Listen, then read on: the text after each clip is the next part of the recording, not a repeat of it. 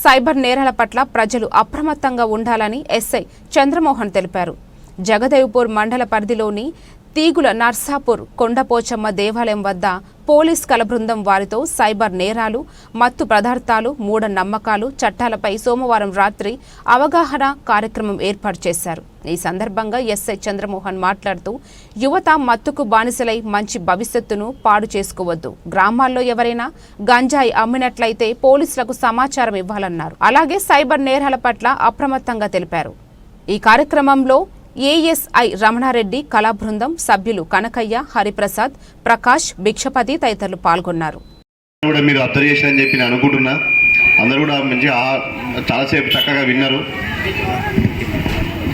చాలా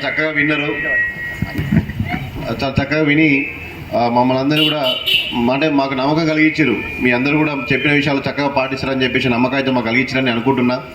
మీ అందరూ కూడా విన్నారు ఇప్పటిదాకా.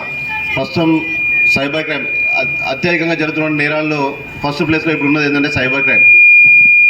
ఈ సైబర్ క్రైమ్ అనేది చాలా చాలా ఎక్కువ అయిపోయిందండి. ఇంతకుముందు అసలు పాతకాలంలో గతంలో చెప్పినట్టుగా ఎప్పుడో ఒకటి జరుగుతుండే, కానీ ఇప్పుడు అదే పనిగా ఈ సైబర్ నేర వాళ్ళు ఏం చేస్తున్నారంటే అదే పనిగా పెట్టుకొని, ఎందుకంటే ఈజీగా ఈ క్రైమ్ అనేది చాలా ఈజీగా చేయొచ్చు. సైబర్ క్రైమ్ అనేది గతంలో చాలా దొంగతనం చేయాలంటే కూడా చాలా కష్టపడేటోడు వాడు దొంగతనం చేయడానికి, కానీ ఇప్పుడు సైబర్ క్రైమ్ చేయడానికి వాడు పెద్ద కష్టపడాల్సిన అవసరం లేదు. ఎక్కడో కూర్చుంటాడు, ఫోన్లోనో కంప్యూటర్లోనో మన ఇన్ఫర్మేషన్ తీసుకొని లక్షలు డబ్బుల్ని